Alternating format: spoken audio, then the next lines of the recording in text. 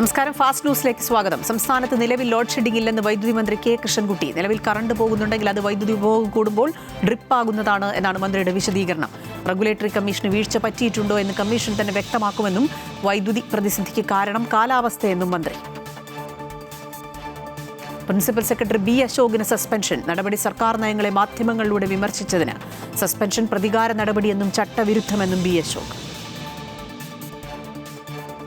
പാൽവില കൂട്ടാൻ Milma director board യോഗത്തിൽ ധാരണ. പെരുമാറ്റച്ചട്ടം അവസാനിച്ച ശേഷം തീയതി തീരുമാനിക്കും.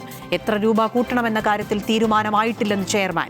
വില കൂട്ടാൻ ഹൈക്കോടതി അനുമതി നൽകിയിട്ടുണ്ടെന്നും വൈകുന്നതിന് പിന്നിൽ രാഷ്ട്രീയ ലക്ഷ്യമെന്നും എറണാകുളം യൂണിയൻ.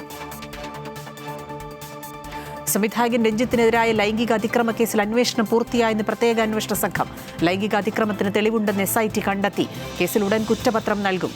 ജാമ്യവ്യവസ്ഥയിൽ ഇളവ് ആവശ്യപ്പെട്ട് രഞ്ജിത്ത് കോടതിയെ സമീപിക്കും. സംസ്ഥാനത്ത് വേനൽ മഴ ശക്തമാകുന്നു. അടുത്ത 3 മണിക്കൂറിൽ കോട്ടയം, പത്തനംതിട്ട ജില്ലകളിൽ ഓറഞ്ച് അലർട്ട്. ഒറ്റപ്പെട്ട ശക്തമായ മഴയ്ക്ക് സാധ്യതയെന്ന് കാലാവസ്ഥാ നിരീക്ഷണ കേന്ദ്രത്തിന്റെ മുന്നറിയിപ്പ്. മറ്റു ജില്ലകളിൽ ഒറ്റപ്പെട്ട ഇടങ്ങളിൽ ഇടിമിന്നലോടുകൂടിയ മഴയ്ക്കും മണിക്കൂറിൽ 50 കിലോമീറ്റർ വരെ വേഗതയിൽ ശക്തമായ കാറ്റിനും സാധ്യത. കാസർഗോഡ് ജില്ലയിൽ 2 പേർക്ക് ഇന്ന് സൂര്യാതപമേറ്റു. കാഞ്ഞങ്ങാട് നഗരസഭാ വാർഡ് കൗൺസിലർ N ഉണ്ണികൃഷ്ണൻ, തൃക്കരിപ്പൂരിലെ 8 വയസ്സുകാരൻ ഇഷാൻ എന്നിവർക്കാണ് സൂര്യാതാപമേറ്റത്.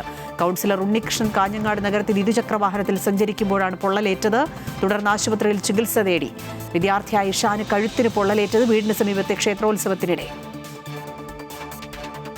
തൃശൂർ മുണ്ടത്തിക്കോട് വെടിക്കെട്ടുപുര ദുരന്തം അന്വേഷിക്കുന്ന judicial commission justice CN Ramachandran Nair അപകട സ്ഥലം സന്ദർശിച്ചു. കളക്ടറും ഉന്നത ഉദ്യോഗസ്ഥരുമായി നടന്ന യോഗത്തിനു ശേഷം മെഡിക്കൽ കോളേജിലെത്തി പരിക്കേറ്റവരെയും ജുഡീഷ്യൽ കമ്മീഷൻ സന്ദർശിച്ചിരുന്നു. ടേംസ് ഓഫ് റെഫറൻസ് തീരുമാനിച്ച ശേഷം തുടർ നടപടി എടുക്കും. വെടിക്കെട്ട് അപകടരഹിതമായി നടത്തണമെന്നാണ് ആലോചിക്കുന്നതെന്നും ജസ്റ്റിസ് CN രാമചന്ദ്രൻ നായർ.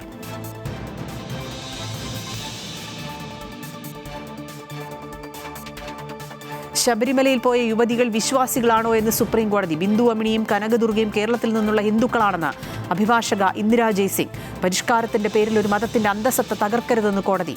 നിരീക്ഷണം യുവതീ പ്രവേശനത്തെ അനുകൂലിക്കുന്നവരുടെ വാദത്തിനിടെ.